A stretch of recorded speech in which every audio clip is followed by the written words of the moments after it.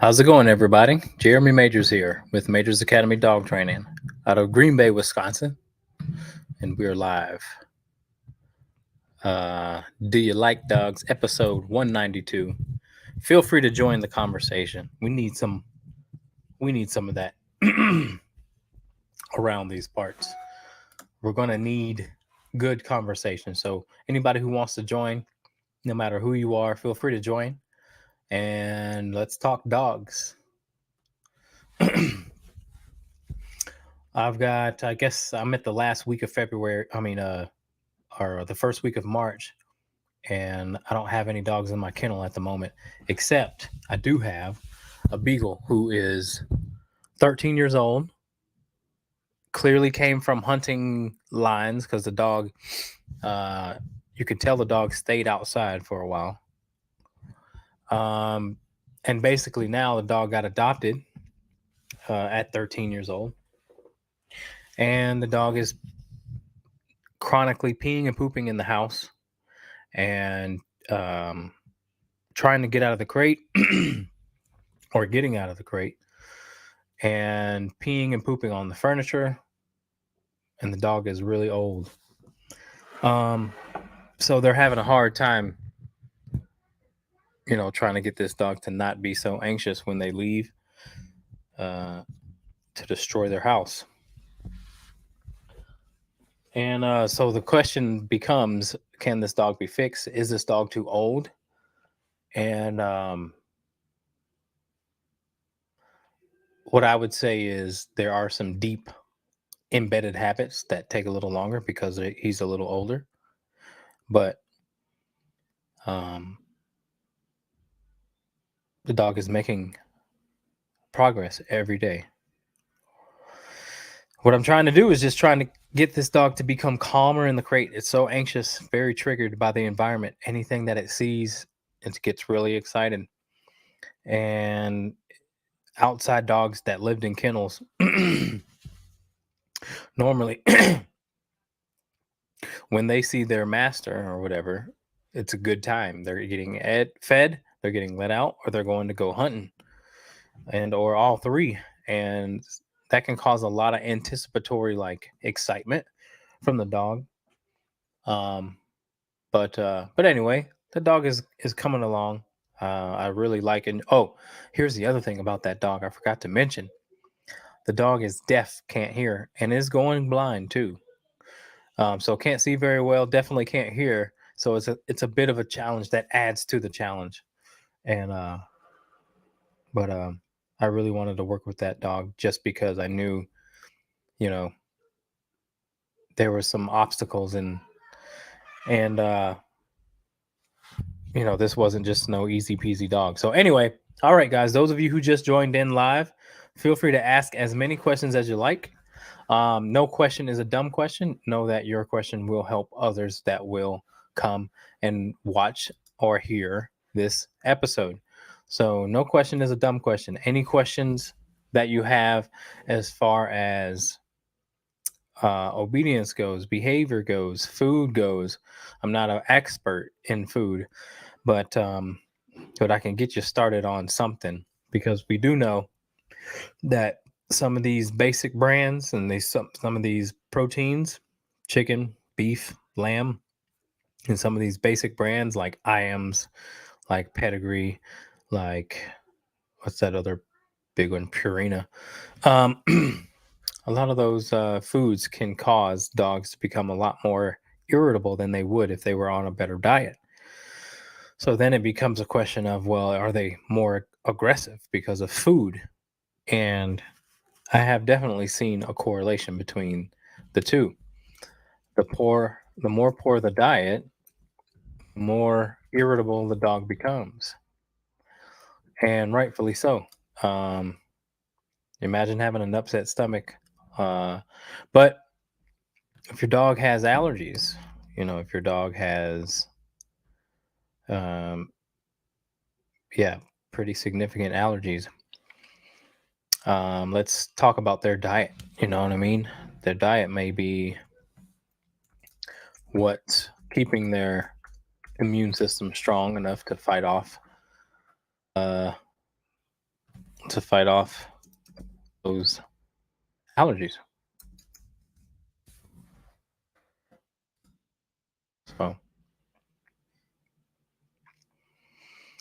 So, yeah. Let's see. Going pheasant hunting with Tina this weekend. We're gonna go up at Fox Ridge. My Wisconsin folks, if you've ever been there or have not, it's a great place. Very family owned. Some of the nicest people I've ever seen, I've ever met. Um, yeah. Those of you who are watching, man, feel free to ask questions. I hope that my Facebook is actually working. Oh, there we go. We got some questions, don't we? All right. Let's get to it.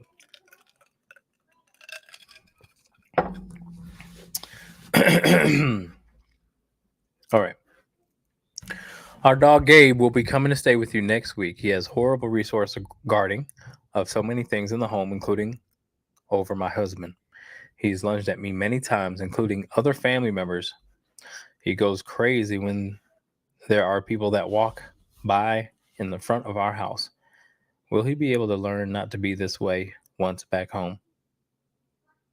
Yes. The answer is yes. Seems like he kind of just does what he wants. So I've got to take him back all the way back to basics, back to being a puppy, showing him what's appropriate and what's not.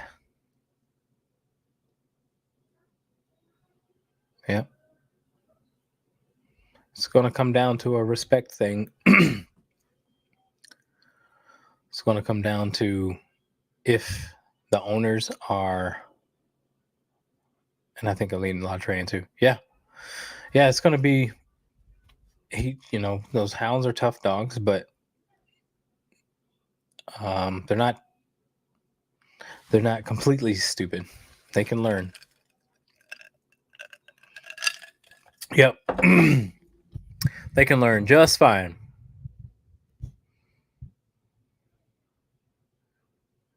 Which brands of dog food? Nutrisource is good. Honest Kitchen is good.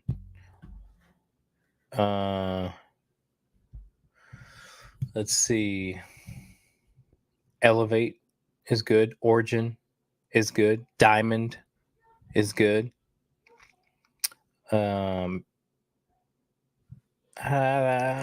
think Merrick is all right.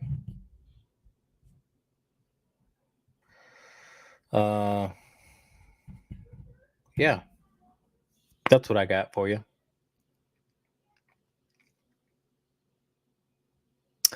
I just bought what did I just buy? Signature. I think it's called Signature. I bought that for my dogs.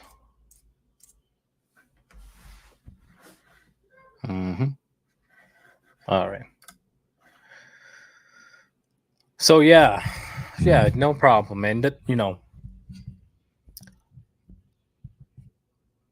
I could see that he was a bit pushy when you guys came to the pack walk. But I tell you, he did awesome for not even going through training, because I don't even let people. I mean, I'm just recently allowing like new clients that hasn't trained with me into the pack walk. Normally it's just people who've trained with me and gone through the program. So he actually did really well. But like you said, he's amazing outside the home. So maybe there's that. No, man, the last hound that I trained sounds exactly like your guy. His name was Jake. And they can be stubborn. You know what I mean? They really can. Yeah, they can be dumb stubborn. Um, just really want what they want and then easily get grumpy if they don't get it. You know what I mean? Or if something's in the way.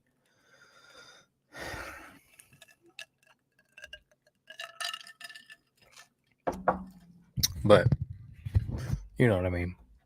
All right, those of you who are watching and or just joined, feel free to ask any question, as many questions as you like. You're not just subject to one question.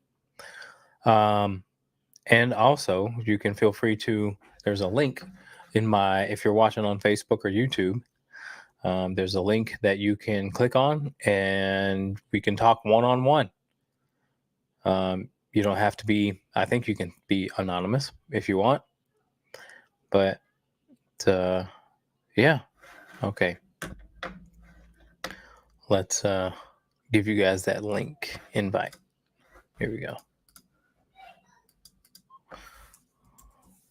Boom, there it is.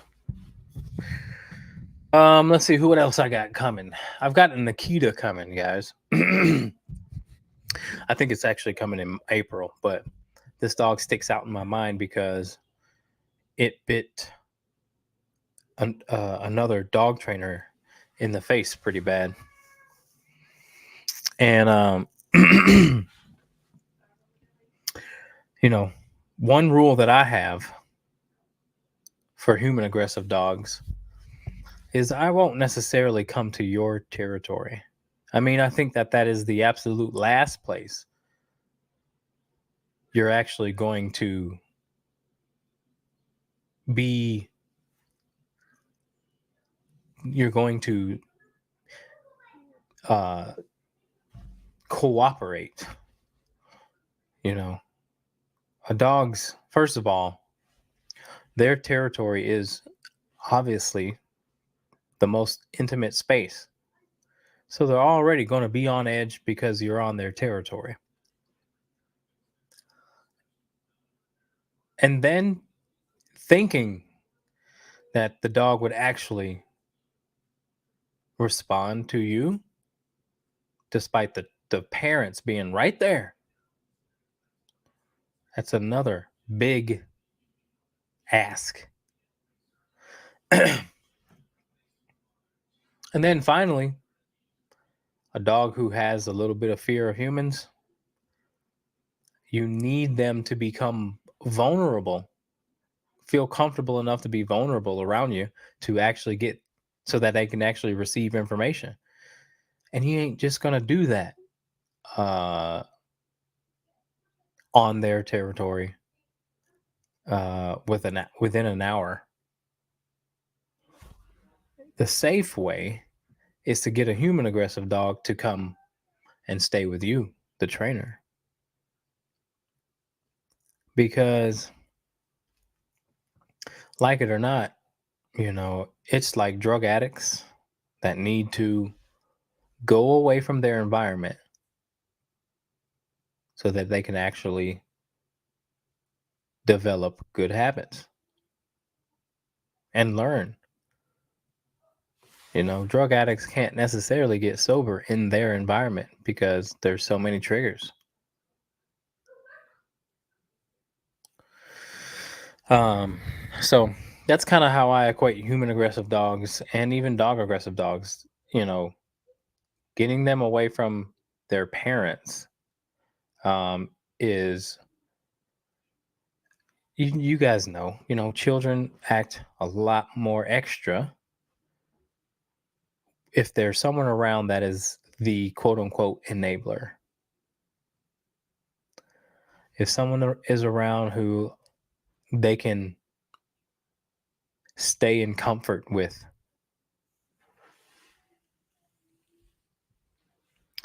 So that's why. I hope no one takes offense to that. It's safer for the trainer. And it's safer for society too, because most likely people get bit on the dog's territory. And so yeah, it's really good to get the dog away from the environment. so that they can become vulnerable quicker too. They'll bond with the trainer. And that's half the battle. Bonding with the dog. You got to establish some sort of dialogue that develops trust.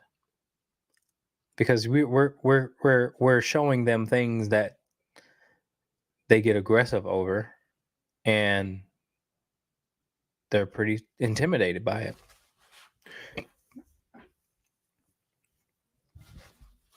So, we got a question coming in. Okay, how to get your dog to stop eating poop? E-collar isn't doing the trick. That may be a diet issue as well. You may want to reevaluate what the dog is eating. Their food may not be dense enough on a nutritional level, and so some dogs eat poop because they're trying to. I'm not necessarily sure, but I would be willing to bet if you can tell me if you like, but what kind of food is the dog on?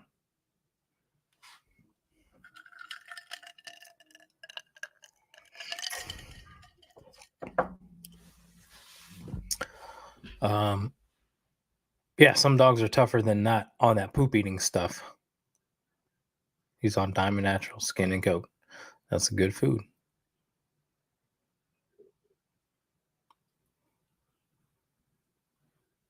That's a dang good food. But one more question for you. What's the protein source in that Diamond Naturals skin and coat? Is it chicken? I don't even think Diamond even produces chicken.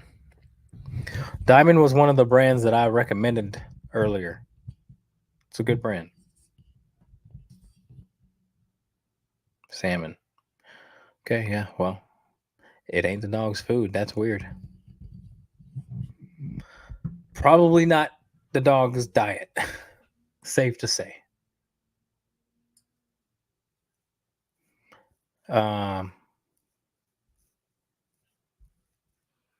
So you can't do that. E-collar isn't working.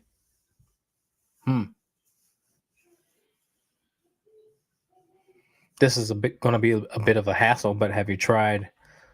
Uh, have you tried?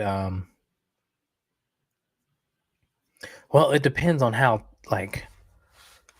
tough your dog is as far as eating it. Like, let's say, I mean, does he do it every single time, or is he selective about it? Like, some days he does it, some days he doesn't, or is he just like as soon as he finds it, he's just gonna suck it up?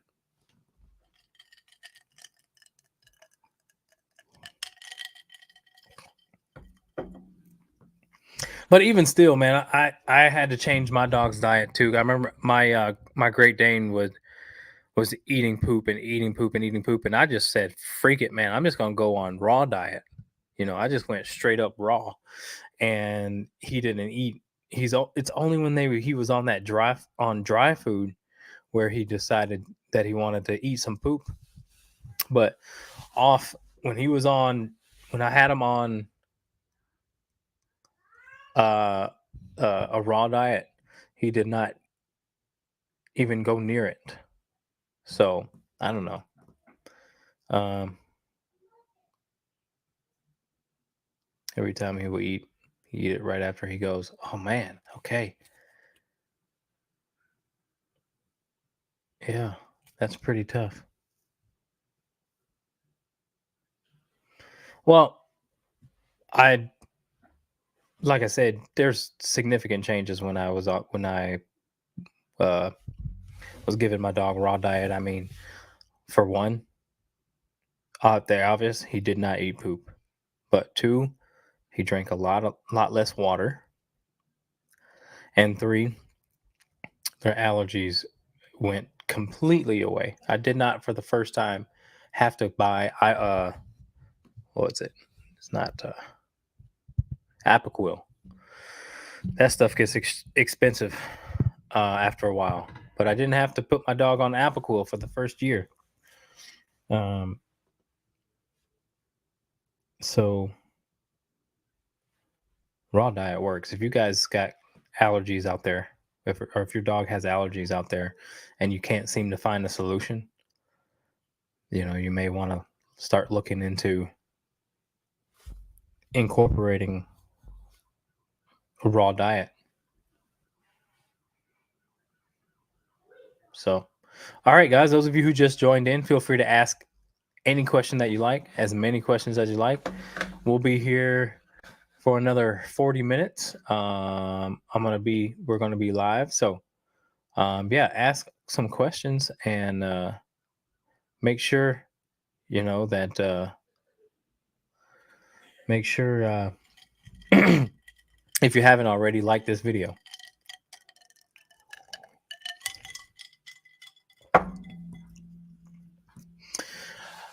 It may be indicative too. To be honest, you may want to check their liver health. I had a dog that I had to put down because he was, like I say, just really eating a lot of poop and a lot of poop, a lot of poop, and come to find out it's Rambo. LOL. I'm not sure if we did that when he was by you. Oh, Rambo. I don't remember him doing that when he was by me. He may have been too stressed out to do it. But no, I don't remember that. I don't remember that at all.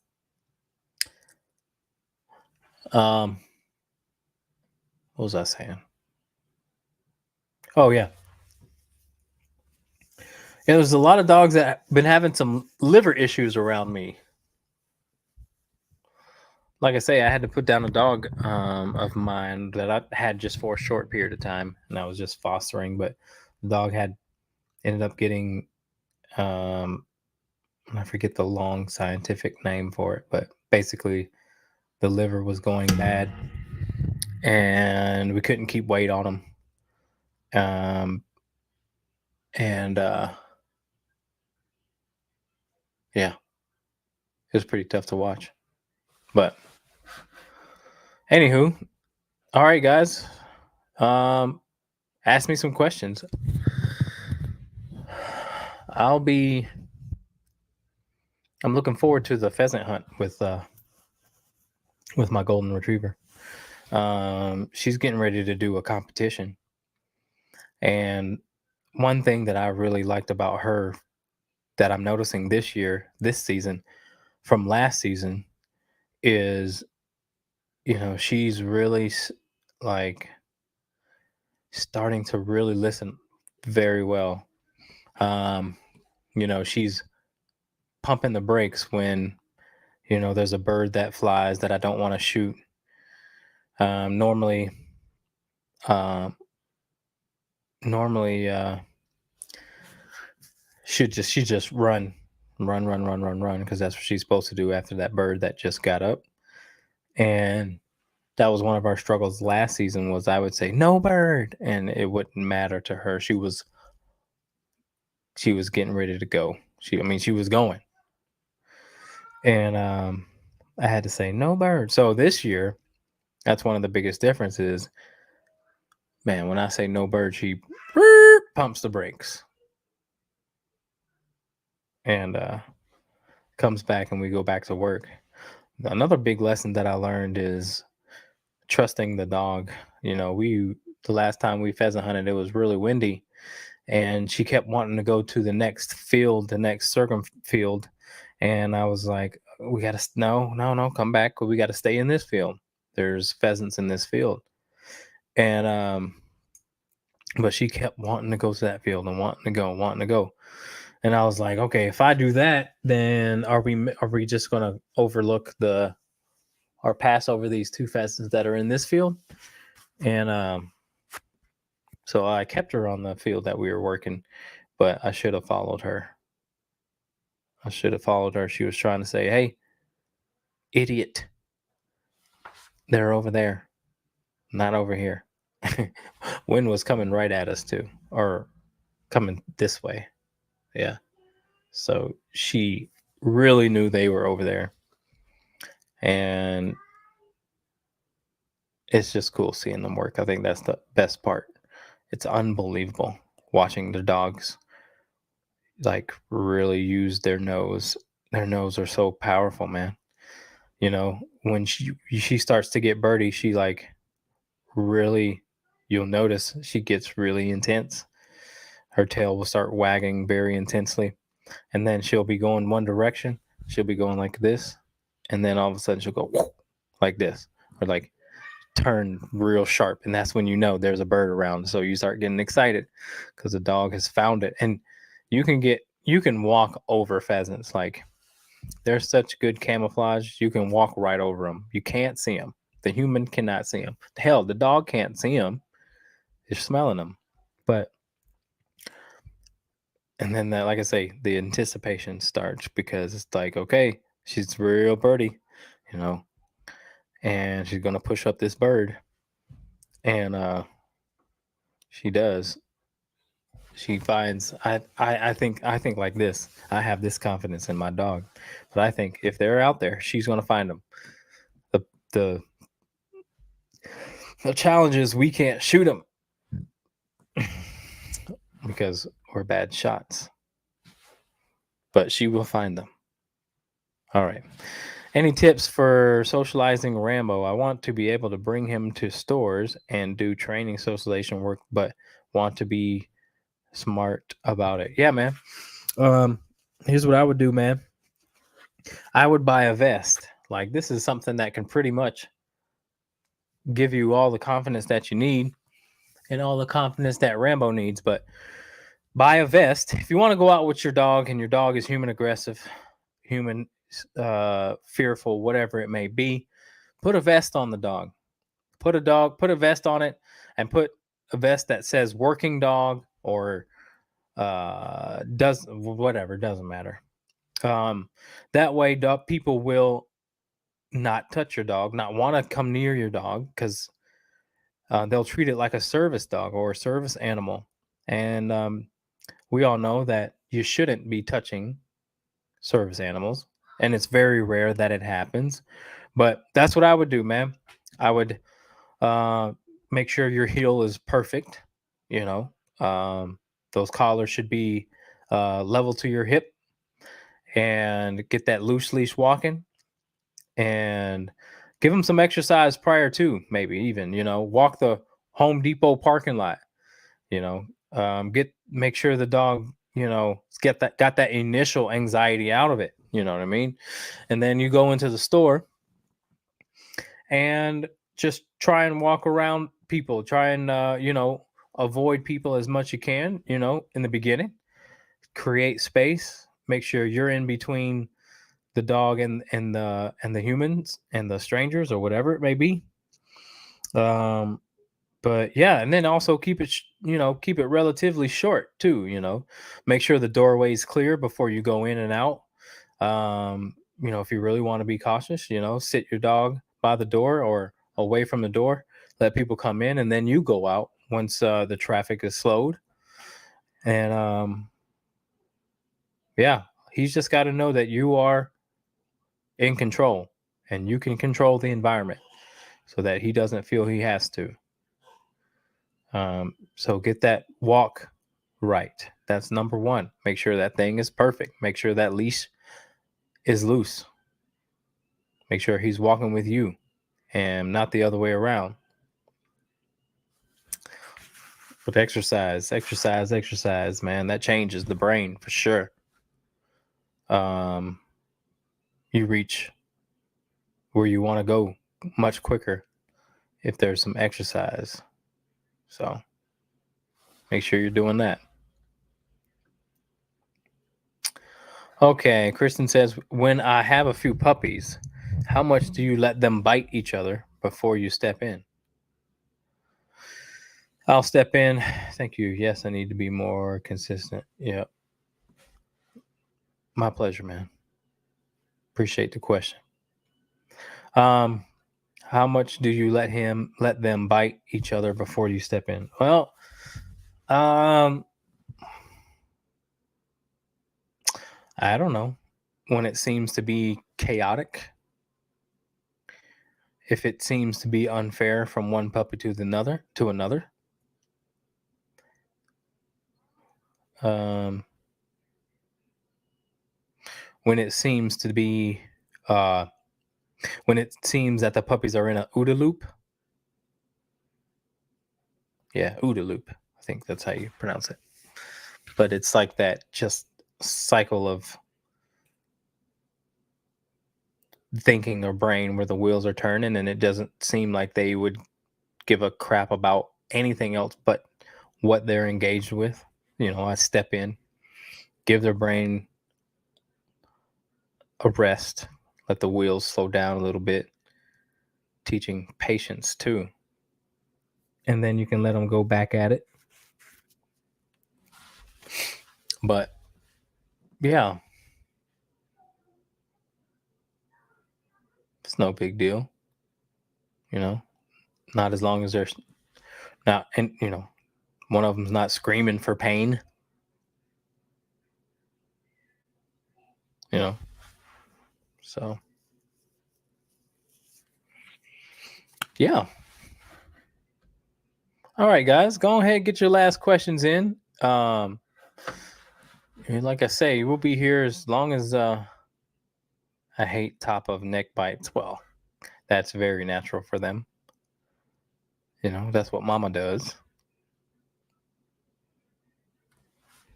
But if you think it's too intense, you can give them a break, and a mental break.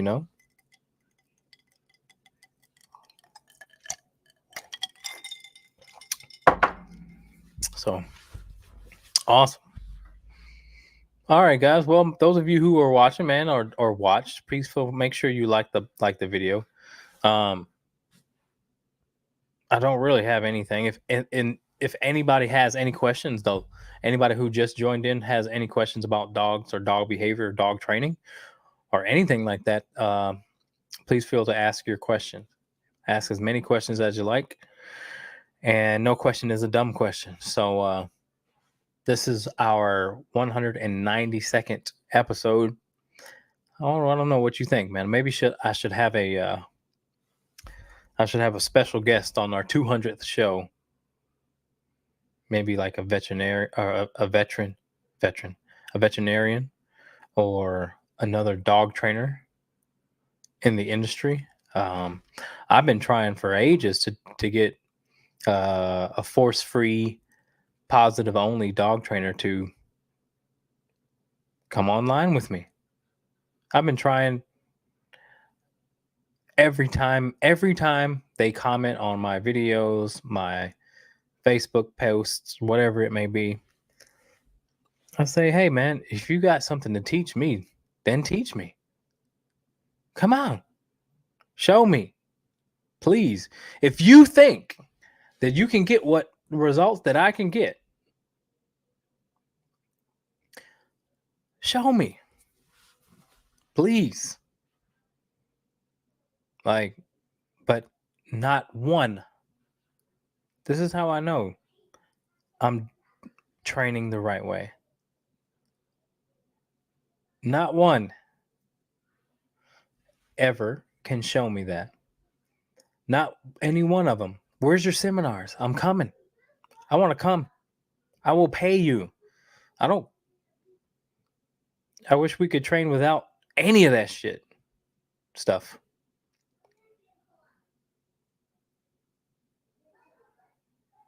Come show me.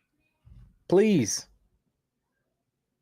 Talk to me as a fellow dog trainer. So what are you doing here? Why are you wasting your time commenting and hating on my training the way that I do? And then when I try and ask if you could help me or not, no help.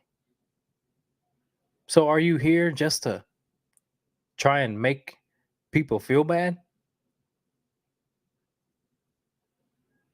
Why are you here? I think it's a gimmick.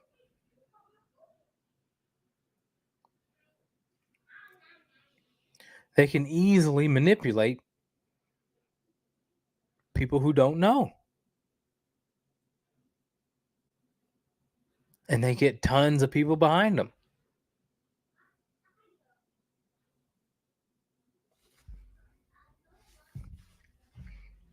I promise you this. Some freaking trainer shows me an awesome way how to get a dog to become very reliable off leash without an e-collar, like clients' dogs, because I can do that with my personal dogs. But I'm talking about clients' dogs.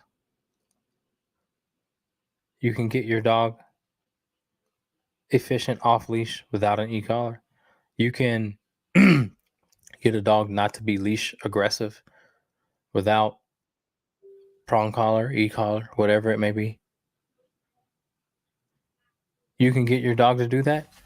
Please show me. You can get a dog to jump, not jump, force free. Please show me. You can get a dog to not charge the door.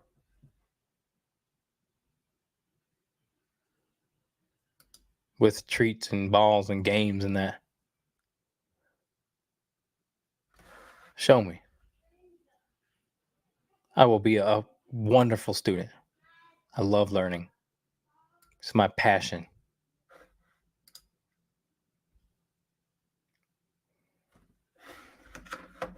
So, did you train with the horses yet? The horses? Was I supposed to train with horses?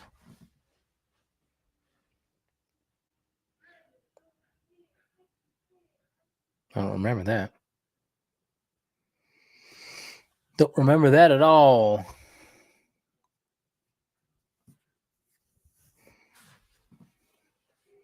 Yeah, man, listen. Um, I like my past clients and or future clients. I don't care who you are. I like you guys to watch these videos, man, because you get something out of it. You had a horse trainer on there and you asked her to watch her. Oh, yeah, yeah, yeah. No, I have not. No, man, I'm so busy. Incredibly busy.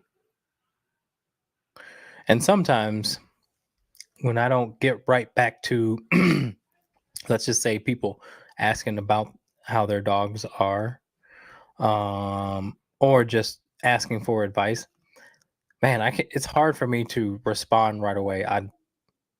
Don't have, I may, a lot of the times don't have the answer right away. I need to think about it.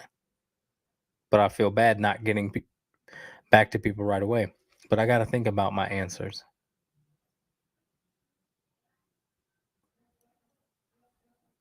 It's not something I can just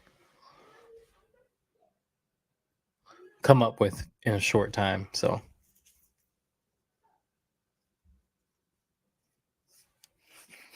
all right, guys, if you guys don't have any other questions, then we're going to hop off and end it here.